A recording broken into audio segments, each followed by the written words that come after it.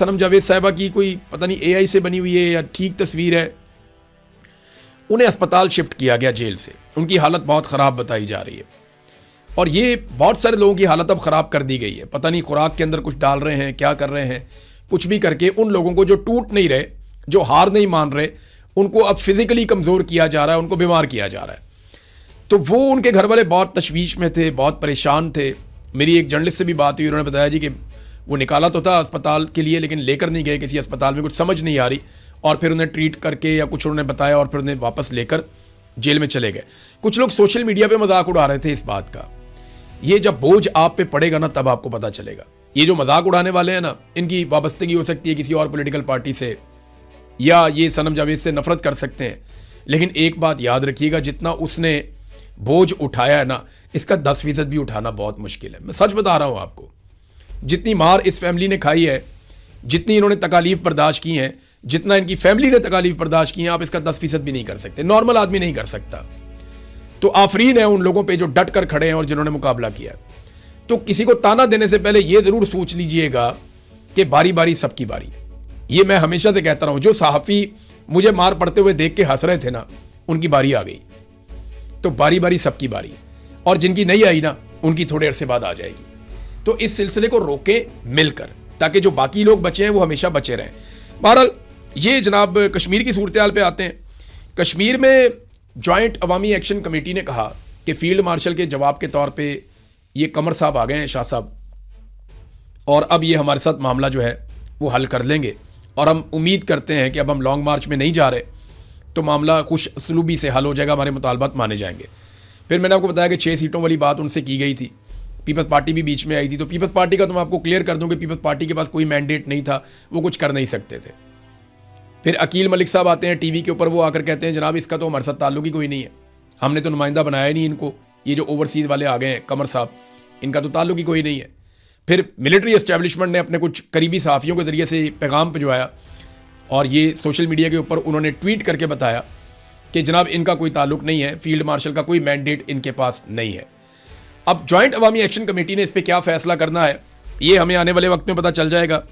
Election बहुत मुतनाज़े हो गए हैं और पाकिस्तान की सरकार को प्रॉब्लम सिर्फ इसमें सारे में एक है कि किसी तरह जॉइंट अवामी एक्शन कमेटी इलेक्शन के बाइकआउट के हवाले से बहुत सख्त मौक़िफ़ ना ले, और वो ये टाइम गुजारना चाहते हैं। बिलावल को उन्होंने हुकूमत बनाकर देनी है, क्योंकि PMLN को तो पता चल गया वो वहाँ पे बाहर नहीं निकल सकते, निकल तो बिलावल भी नहीं सकते, लेकिन उन्होंने 5 जलसे रखे हैं और उसके लिए बहुत सख्त सिक्योरिटी का इंतज़ाम किया गया है और चुन चुन कर बंदे उसके अंदर बिठाए जाएंगे।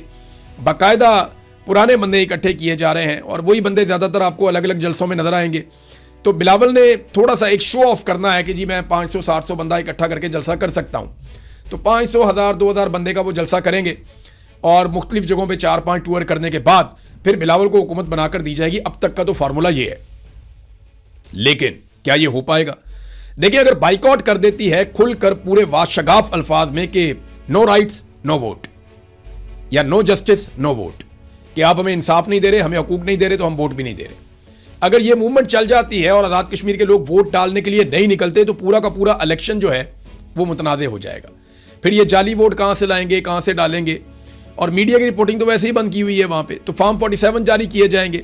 फॉर्म 47 जारी करके जो पाकिस्तान में अंजाम हो रहा है, आज तक कोई एक चीज़ नहीं चल रही, वही अंजाम आज़ाद कश्मीर में भी होगा फॉर्म 47 का, कोई और उसका नतीजा निकलना नहीं है। नाज़रीन, आपको एक तस्वीर दिखाता हूँ मैं, ये ज़रा तस्वीर देखें। इसमें ये रजब तैयब उर्दगान है, इनके साथ बैठे हुए हैं फील्ड मार्शल आसिम मुनीर। देखें कितनी दूर बैठाया हुआ है। ये है वो जगह जहां पे एक सरबराह मुमलिकत के सामने आर्मी चीफ बैठता है। पाकिस्तान में तो शहबाज शरीफ साहब अपने से एक कदम आगे रखते हैं। बाज़ औक़ात ईरान के दौरे पर गए तो फील्ड मार्शल बीच में थे, एक तरफ नायब वज़ीर आज़म, एक तरफ वज़ीर आज़म, तो वो उनको प्रोटोकॉल ज़्यादा देते हैं। लेकिन जब फ़ौजी मिल रहे थे फील्ड मार्शल आसिम मुनीर से तो उन्होंने काफ़ी प्रोटोकॉल दिया, लेकिन जब उर्दगान मिले हैं तो उर्दगान ने वहाँ दूर बिठाया।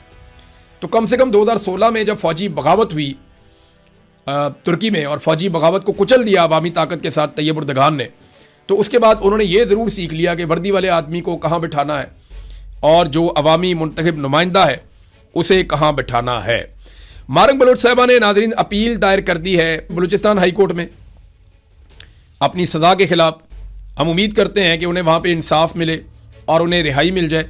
क्योंकि जब आप बलूचिस्तान में सियासी आवाज़ों को कुचलेंगे, ह्यूमन राइट्स की आवाज़ों को कुचलेंगे, तो फिर बंदूक वाले आगे आएंगे। तो बेहतर ये होता है कि आप नौजवानों को बंदूक के बजाय कलम से या आवाज़ से लड़ना सिखाते हैं और आप इस बात की कदर करते हैं। इसी को पॉलिटिक्स कहते हैं, इसी को कहते हैं कि उम्मीद आपने लोगों की टूटने नहीं देनी। जब आप लोगों की उम्मीद तोड़ देते हैं तो फिर लोग हथियार उठाते हैं। अब ये मैं मनाजिर देख रहा हूँ बलूचिस्तान में, जिस तरीके से एहतजाजी रैलियाँ निकलना शुरू हो गई हैं।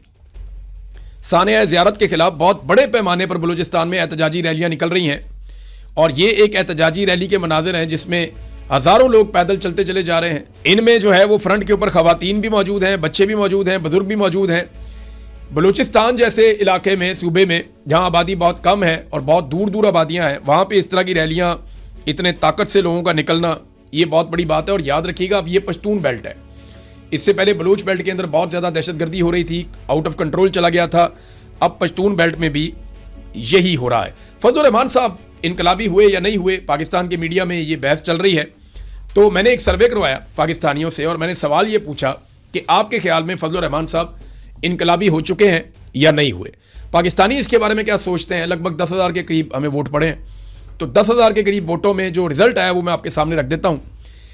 89%, 99% पाकिस्तानी ये समझते हैं कि मौलाना फजलुर रहमान साहब इनकलाबी नहीं हो सकते, जबकि 11% ये कहते हैं कि नहीं, फजलुर रहमान साहब इनकलाबी हो सकते हैं। तो ये फजलुर रहमान साहब के सोचने की बात है कि उनकी क्रेडिबिलिटी कितनी लूज़ हो गई है कि अब अगर वो इनकलाबी बनने की कोशिश भी करते हैं तो कोई मानता नहीं है। और उसकी बड़ी वजह यह है कि नदीम मलिक साहब को इंटरव्यू देते हुए मौलाना फजलुर रहमान साहब ने खुद फरमा दिया था कि मैं जर्नैलों के कहने के बाद इस साजिश में शामिल हुआ और मैं रजीम चेंज ऑपरेशन का हिस्सा बना। मैं देख रहा था सनम जावेद साहिबा की कोई पता नहीं AI से बनी हुई है या ठीक तस्वीर है।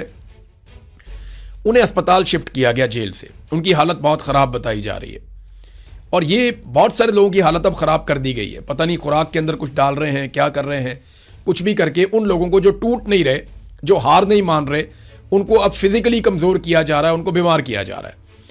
तो वो उनके घर वाले बहुत तशवीश में थे, बहुत परेशान थे। मेरी एक जर्नलिस्ट से भी बात हुई, उन्होंने बताया जी कि वो निकाला तो था अस्पताल के लिए लेकिन लेकर नहीं गए किसी अस्पताल में, कुछ समझ नहीं आ रही और फिर उन्हें ट्रीट करके या कुछ उन्होंने बताया और फिर उन्हें वापस लेकर जेल में चले गए। कुछ लोग सोशल मीडिया पे मजाक उड़ा रहे थे इस बात का। ये जब बोझ आप पे पड़ेगा ना तब आपको पता चलेगा। ये जो मजाक उड़ाने वाले हैं ना, इनकी वाबस्तगी हो सकती है किसी और पॉलिटिकल पार्टी से या ये सनम जावेद से नफरत कर सकते हैं, लेकिन एक बात याद रखिएगा, जितना उसने बोझ उठाया है ना, इसका 10% भी उठाना बहुत मुश्किल है। मैं सच बता रहा हूँ आपको, जितनी मार इस फैमिली ने खाई है, जितनी इन्होंने तकालीफ बर्दाश्त की हैं, जितना इनकी फैमिली ने तकालीफ बर्दाश्त की हैं, आप इसका 10% भी नहीं कर सकते। नॉर्मल आदमी नहीं कर सकता। तो आफरीन है उन लोगों पे जो डट कर खड़े हैं और जिन्होंने मुकाबला किया। तो किसी को ताना देने से पहले ये ज़रूर सोच लीजिएगा कि बारी बारी सबकी बारी।